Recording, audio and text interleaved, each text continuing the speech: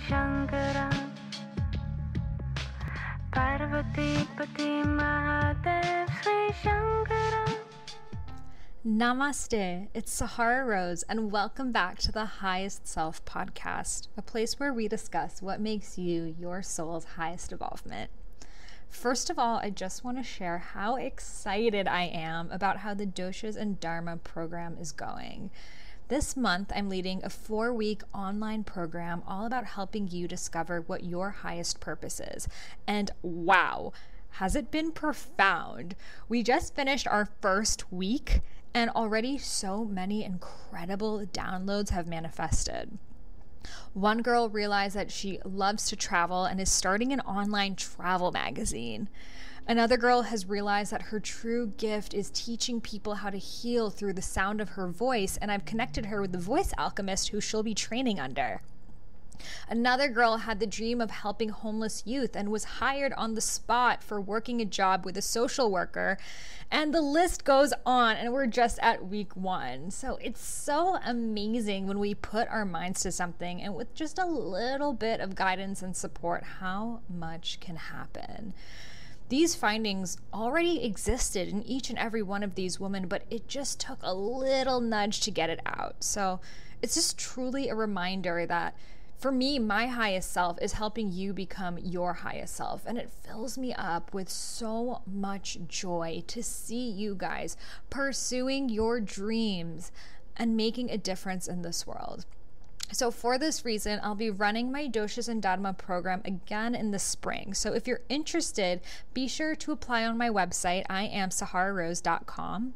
I'll be leading multiple small groups, no more than 10 people, and I'll be on each of the weekly coaching calls. There's videos, PDFs, meditation. So if you're seeking mentorship from me, this is your chance. So now to this week's episode. Wow. Whew. Rosie Acosta has what many of us would consider a dream job. She travels with Yoga Journal, teaching yoga across the country, as well as at Wanderlust and many other top yoga studios. She mentors people from NBA players and Olympian athletes to inner city youth on how to achieve mindfulness through yoga and meditation, and hosts the Radically Loved podcast, which she most recently interviewed me on, so be sure to check that out as well. I reached out to Rosie when we were both listed as the top 7 podcasts by Yoga Journal, and as soon as I met her, we instantly became sisters. I learned so much about her in this interview and am truly so inspired. So if you're someone who had a troubled youth, who grew up in a poverty-stricken area, maybe you were surrounded by drug use or violence, but you've decided that you're ready to take charge of your life and rise into your highest self, then this episode is for you. Rosie is a true example of making your mess your message, and I am so excited to share this interview with you. Her and I will be co-leading a Dance Your Doshas Ayurvedic yoga and dance workshop at Wanderlust, probably January, February time. So make sure you're following both of us. I am Sahara Rose and Rosie Acosta, which I'll have both of the links in the show notes to stay tuned for that. So without further ado, here is beautiful Rosie. Hope you enjoy. So I'm sitting here with Rosie at her beautiful house. She brought me fruit and tea, and her boyfriend was so nice getting everything set up. And I'm so excited to introduce you guys to her. So welcome, Rosie. Thank you. Thank you so much. I'm so excited to be here and to meet you in person. I've been such a fan. Your book is amazing. So, and congratulations on being bestseller. Yeah, thank you. Crazy. I'm so excited. Yeah. I'm so excited. So congratulations. Thank really you. Excited. So the first question I always ask people is, what makes you your highest self? It's funny because when I listen, it's like when you listen to a podcast and you know what the questions are, Yeah. like I'm always like, oh wait, I've never been asked that question. So there's no real preparing. So I think that for me, it's just being able to be fully immersed into whatever it is that I'm doing. So it's kind of a little bit of a scapegoat from like, or different vernacular as opposed to being present, right? It's like I just want to be completely immersed in the present moment. Whatever that means, whatever that looks like. It could be us sitting here on my couch, like talking to each other, being here, you know, drinking tea or whatever it is that we're doing. To me, that feels like that's what my highest self is, because it's the only place I can experience that. It's in the present moment. Like you can only experience the divine in the present moment, right? So I think that I'm going to go with that. That's so beautiful. And you've had quite a journey. I was reading all of your blog posts, and you're a yoga teacher touring with Yoga Journal, 22 cities. You're a mindfulness expert. You have a podcast, you Radically Loved, top 50 podcasts by iTunes, and you really accomplished so much and are a true epitome of someone who has stepped up and become their highest self, but it hasn't always been that way. And you started off when you were a teen and you were troubled. So can you talk a little bit about that and that journey? Yes, it's so interesting to talk about my journey now, you know, because I still, in a lot of ways, see myself as that troubled teen, you know. So I grew up in East Los Angeles during a very chaotic time. It was during like the LA riots, and I lived in a very dangerous environment. There was, you know, a lot of gang violence, a lot of domestic violence. There was drug use, alcoholism. Like I just kind of grew up in an environment that was constant chaos.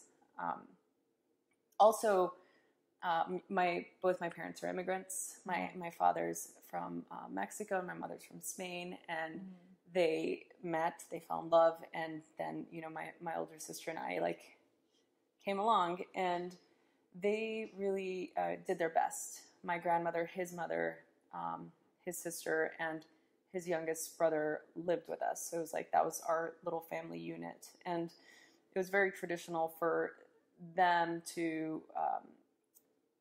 They were very devout, Catholic household, like very ritualistic. And with all the chaos that was happening, like to them, it was very normal, especially, you know, coming from where they came from in Mexico. There was a lot of like corruption and violence, and this was just kind of the norm, right, for them. So it didn't seem like anything out of the ordinary. And so growing up in that environment where I was seeing the chaos outside and I was seeing the chaos inside, you know, while they watched like the Spanish news with like decapitations and like people getting killed and, you know, drug trafficking and everything at a young age, you just start to believe certain things about the world, right? So it was, again, to me, very normal. My parents they got separated around that time when I was like an early teen. And, you know, I went through the growing pains that all of us go through because of the environment that I grew up in. It was more compelling for me to become a bad child. Like I got into a lot of trouble. I was constantly just doing things that I shouldn't have been doing, and I was rebelling against my parents, right? Because I'm like, that's just the norm. That's what I saw. It's what I was around. So that was a lot of my upbringing. It took a few years until maybe as I was an older teenager, like I barely graduated high school, you know, because school wasn't a thing. There was never anybody around me who was a good mentor, who was a good coach, or somebody that had any sort of aspirations of becoming more. It was like if I was surviving, I was like thriving, right? It's like if you were alive, you were doing good. If you didn't get pregnant, you were like doing good, you know? So those were like my only barometers of success, right? You know, which is kind of like, I thought I was doing great, you know, like just barely like skating by. And I was diagnosed with celiac disease when I was about 16 years old. And obviously like just being a rebel and just being bad and smoking pot all the time and eating McDonald's like every day. I was depressed. So it was just like I was on all this medication. I was on medication for depression, for anxiety, for my celiac disease. At that time, like now, it's like there's so many tools for people that are living with celiac disease, and there's so much more information out there now. But back then, basically, the doctor just gave me a list of things not to eat, and it was like the standard American diet. Your parents are like, ¿qué va a comer? Yeah, exactly. It's like, Arepa, nothing, like no tortillas, like nothing. And I was like, what are you talking about? And it just was basically like no pizza and no burgers, no bread. And I'm like, what is this? What's this is left? crazy. Yeah.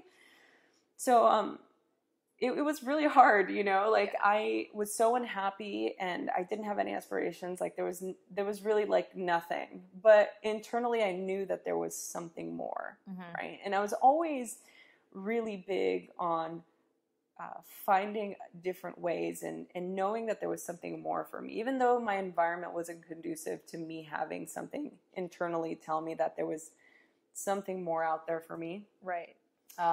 I just continued to listen to that more and more. And my mom actually started going to the Self-Realization Center in Hollywood. And I would, during the summers, she would bring my older sister and I to work right on the hospitals on Vermont, I think, in Hollywood. And she would go to the Self-Realization Center and I would tag along and they would talk about all these things about your life and spiritual connection and yoga and meditation, and then they would chant, and I thought it was so weird, you know, but like especially it felt so cultish, right? Yeah. But I also grew up again Catholic with all the singing and like the ritual and the prayers. So I'm like, I guess this is like the normal thing, right? But that was like my first introduction to yoga. You're like, Hollywood people are weird, right? Yeah. Well, I mean, Hollywood people are weird in general, right? Yeah. Especially growing up in East LA, like it was always kind of like the people on the West Side were strange. Yeah. Or that's what, you know, I was told, for sure. You know? Yeah. So that sort of began to open the door to like other possibilities. And right then I went through a really bad breakup, especially being like a 19-year-old, you know, where I wanted to change my life because I knew if my life didn't change, like I wasn't going to see past 20. Like there was just no way. I was depressed. I didn't have anything. Like I just felt like I was just living my life with no purpose. And I felt like I literally could feel in my body that my life was just like going by and I was just watching it go by. I ended up signing up at a gym and I met this trainer who was like totally into holistic health and wellness and into yoga and into like eating organic and eating clean foods. And I'd never known about any of that because to me, eating healthier foods was privileged, right? It was what people that had money, right? You know, they got to go to like get their groceries from Ralph's, and like we went to like the 99-cent store, like the Mexican supermarket, you know. So it was mind blowing for me that this person that grew up in the same environment I did, that he knew so much, and it made me curious. And so cut to, I started to research more. I started to change my diet because I wanted to try it. And I noticed the difference right away. I cleaned my diet. I started to eat more fruits and vegetables. I stopped eating fast food and I started to feel better. Like I started to feel good, and I was totally addicted. You know, I was like, I like feeling like this. This is good. There's something to this. And I continued going to the Self-Realization Center, you know, like I still continued that journey. And little by little, I began to find that I was really passionate about learning about healing and how food can help with that, and how we had the power to change things in our lives, right? Just by sheer knowledge. And so I was able to take that journey on, and I continued to practice yoga and meditation. I moved out of East LA. Like I ended up moving to Hollywood because I got a job working as a salon manager, like at a hair salon. And still, especially being in Hollywood, it's like everyone's like into fitness and looking good, you know, and not always in the healthiest way. But it definitely helped propel me to continue to feel good and do things that made me feel good. I signed up to run my first LA marathon, and that's really like what kicked everything into high gear, because I'm like, I want to do something to start and finish it. You know, I want to be able to like really commit to doing something that means something that only I can do. And I did it. And after that, I've run the marathon 4 years since. And it really propelled my yoga practice into high gear, because after that, I started to notice that the more I practiced, the more something was shifting internally, right? I started to feel more of a connection to myself, to what I was doing. I started to begin to get more clarity on my life. And I did my first yoga teacher training certification, not with the intention of teaching, just as a way to deepen my practice.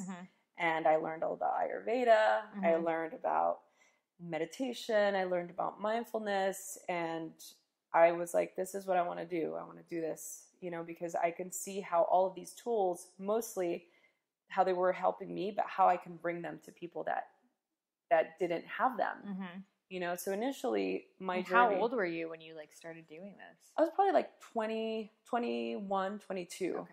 Yeah.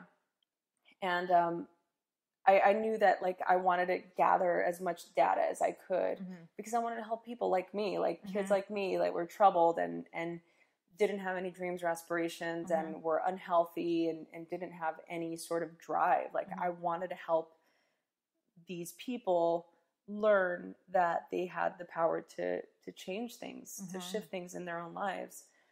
And I did, and it took a few years. I got my holistic health coach certification. I got a nutrition certification. I became a life coach, while at the same time still working, you know, my full-time job as the salon manager. As a salon manager, and then I ended up becoming an executive assistant to a celebrity health and wellness trainer. And I think like this right here is so inspirational, because people are like, oh, like I have this 9-to-5 job, I can't do these things. And the fact that you were working that side hustle, like doing trainings of health coaching and nutrition and yoga and life coaching while still having a full-time job. And I was going to college too. Oh my gosh. So there's always time for whatever you choose to make time for. Oh, absolutely. Yeah. I totally believe that. I mean, it's that desire, right? That will, like, and I really believe that for me, it was very like fueled by not having, right? By not having any of it. And now that like I found this desire, this drive, this will to climb that mountain, I wanted to keep it. And I wanted to continue to have that. And I wanted to share it with everyone. So yeah, I worked as an executive assistant, still continuing, you know, my side hustle, you know, and building. I was teaching like one class a week, and at YogaWorks, that's where I got my teacher training certification. And then I started teaching at Equinox, and then I would go down to the Y in Inglewood and like, you know, go donate time to like teach the kids, you know, at-risk youth. And it just continued to build and build and build and build. And then I finally was at a place in my life where I had another like awakening moment where I could see my health becoming second, and I could see my desire and my goals and aspirations becoming second to my work, my job. And I was like, I can't, I won't do that. And I quit, and I decided to do what I do now full time. And it's been like 8 years since I have been just on my own, and it's working. And you're thriving. And it is, yes. So how did you make that first leap? Because a lot of people, money, that's the thing that they're afraid of. How am I going to support myself doing what I love?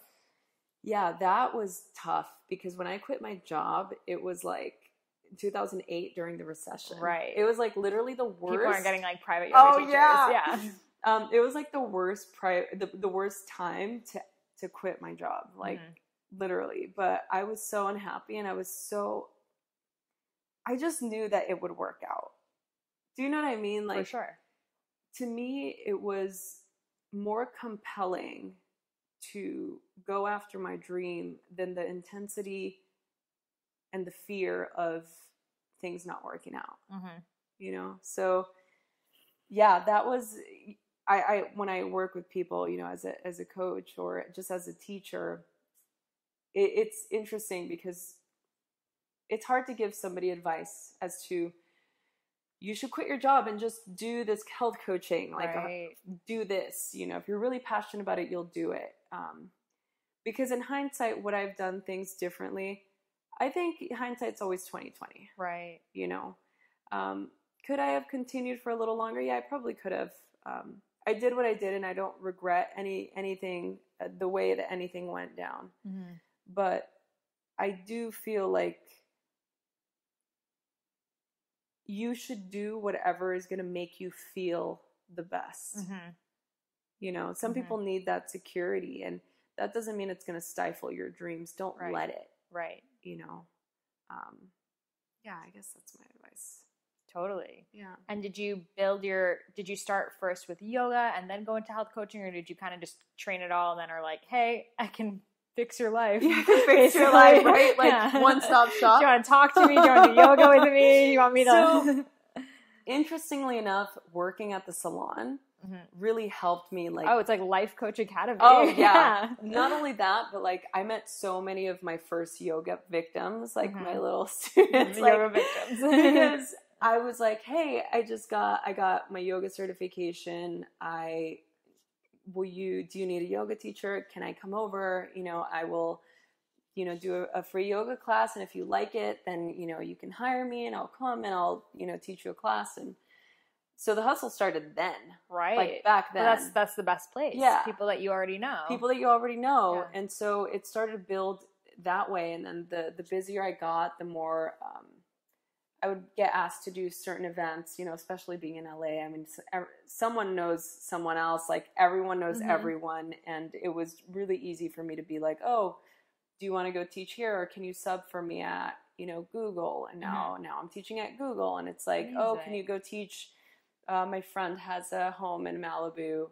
This friend is a Oscar-winning celebrity, and it's like that student then refers me to somebody else, and then that somebody else refers me to another person, and then you just continue to build and build and build. And yeah, that's how I was able to, in a nutshell, like, it really started with the people in my closest vicinity that just helped me and supported me. And I think that that's so important, to be able to just start there. Yes. And I think, like, this is so important for people listening, that people have dreams. Oh, I want to teach yoga to A-list celebrities. It didn't start that way. No. Like, Leonardo DiCaprio wasn't like, hey, like, come teach me how to downward dog. It started with the girl who you've been straightening her hair for 5 years, convincing her to do a yoga thing, and her referring someone else, eventually building and building and building that. So people often fall in love with the dream, but it's really the process. Yeah. And I think that this perfectly said, because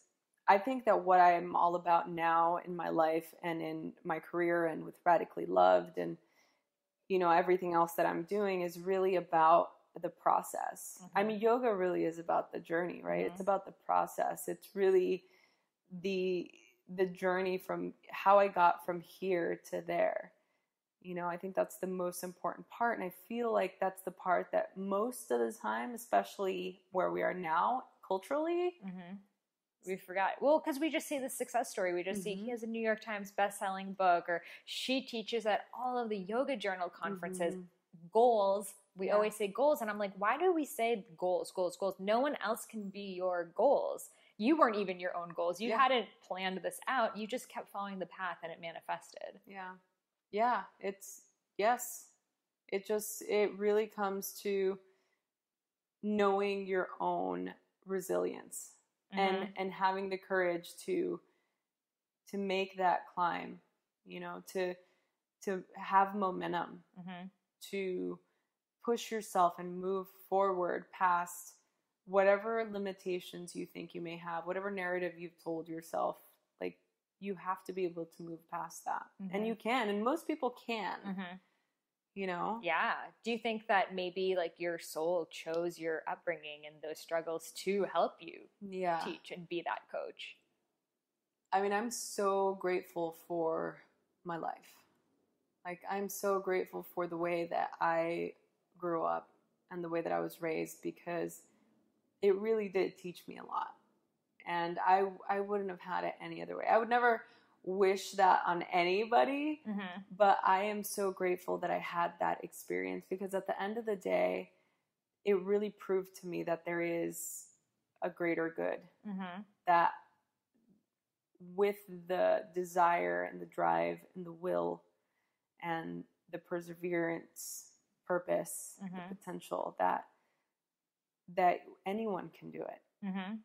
You know? Absolutely. And I think with a lot of the Latin American community, I grew up very close with like Latin American culture, and Catholicism, it's faith. It doesn't matter if it's spiritual. It doesn't matter if you're chanting Om or if you're saying Gracias a Dios. It's the same thing. It's that faith that was instilled in you. It was just in a different system. Yeah. Yeah, you're absolutely right.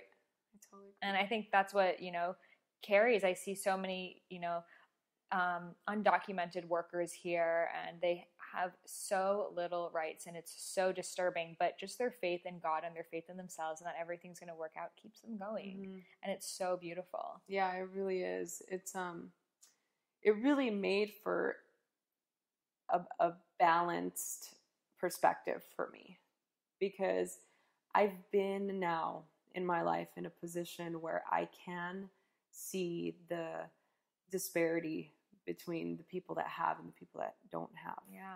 Right. And I love to be able to hold that paradigm.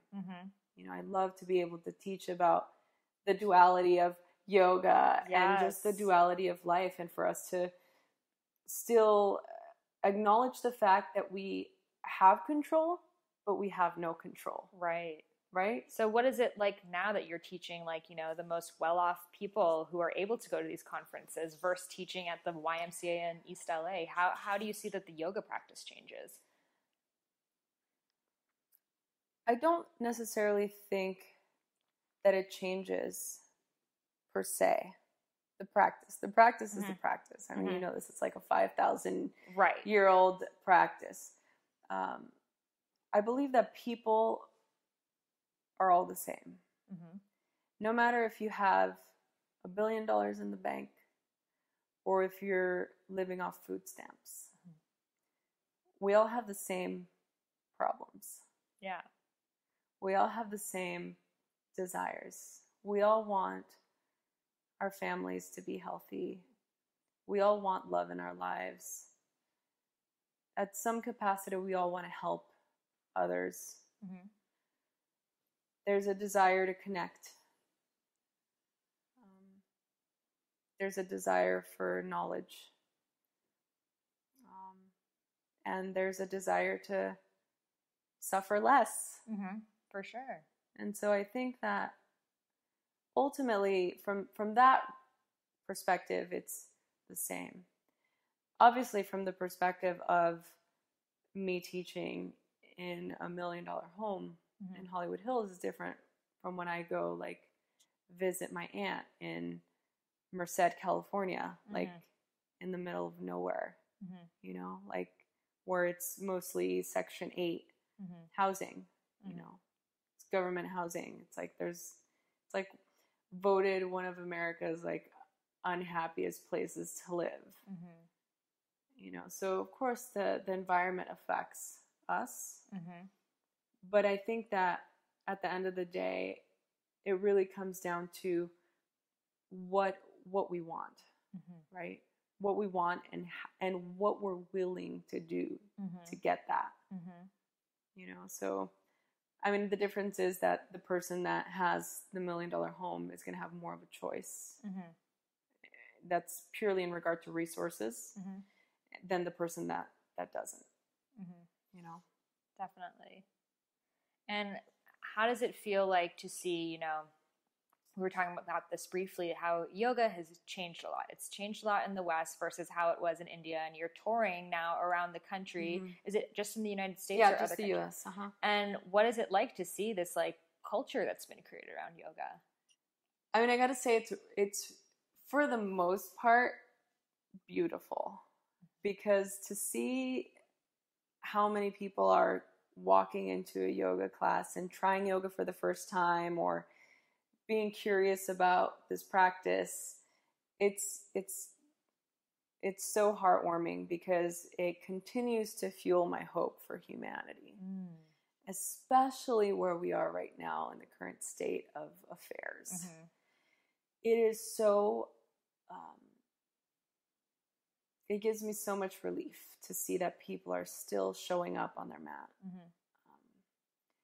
What I do notice is there is a disparity in regard to what people think yoga is. You know, as far as the tradition of yoga and what it means to have tradition and what it means to study what yoga really means, and it not being me going to a sweaty yoga-inspired fitness class, wearing my like Lululemon outfit and just doing an awesome class with the jamming playlist. Not saying that's not yoga. Right. I'm just saying that it's interesting to see where there's holes.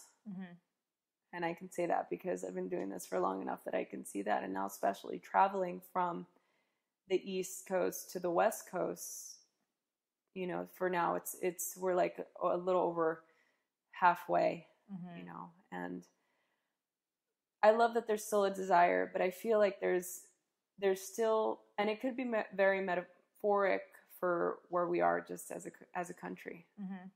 Does that make sense? For sure. I mean, when things are getting hard, like maybe your Lululemon pants are the most important thing in your life. Yeah. And how can we even judge that? Yeah. And that's the thing. Like, I've always been big. Like, I have friends of mine that, you know, might look at this, what just happened. I just saw somebody, for aerial yoga.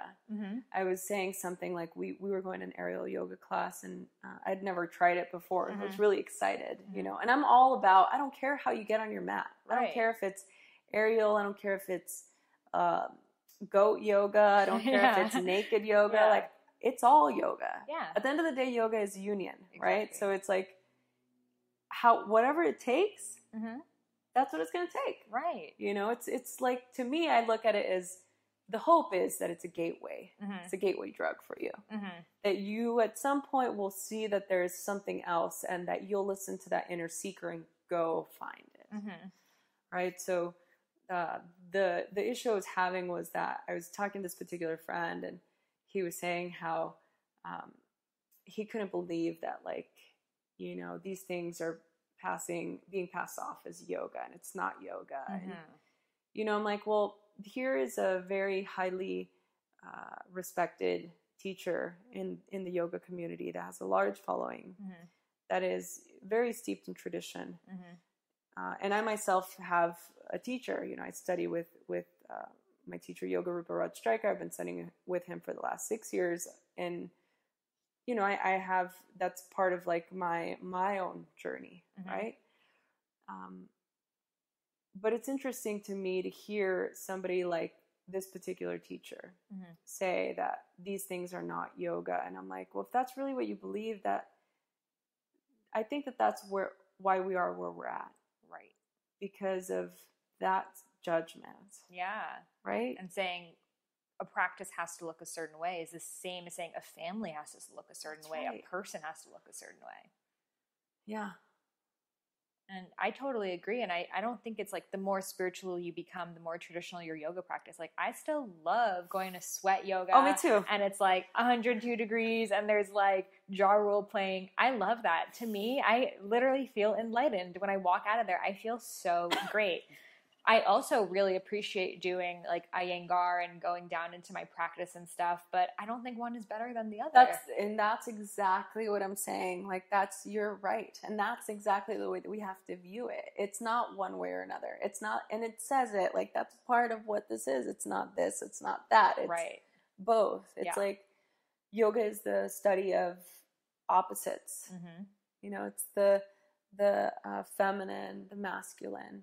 You know, it's both. Right. You know, so I think that in order for us to And where do we draw the line of what's yoga? I mean, if we're really going to say it, it's actually meditation. None of us are doing right. Yoga. Exactly. Sitting and breathing is yoga. Yeah. When you go to India to a yoga class, this like big guy comes with a belly. He's like, okay, now we're going to breathe, and there's no movement. Like that's yoga. And that's yoga. Yeah. Well, like this is yoga. You know, like us talking to each other. Like this is all yoga. It's interesting because I had an email from one of my listeners for the podcast that said that she was really concerned that I wasn't providing any more yoga content. Like it just seemed like there was much more of the more lifestyle, way more self-development, way more that type of self-help. And she was just concerned that I would potentially be adding to the problem. And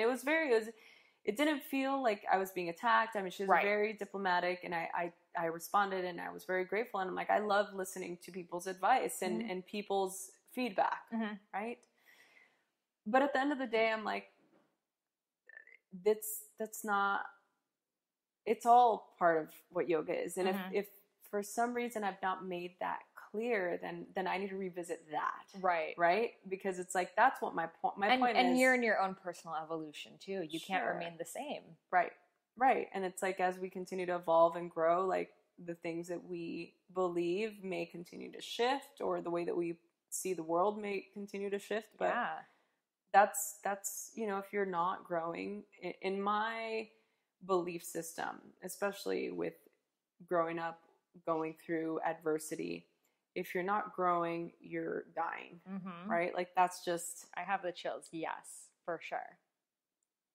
I mean, that's just... And I think we constantly need to be reinventing ourselves with the idea of the highest self in mind, and not being attached to it, but always looking in and being like, yeah, is my life really working for me? Is it what I experienced the same thing with food. Like I was just a food blogger, recipes, this, that. And it was so scary for me to like change even the first podcast episodes. I'm like, and I'm Eat Feel Fresh. I'm like, that's not my name. I'm not Eat Feel Fresh. That's like a thing that I created, a blog that I created.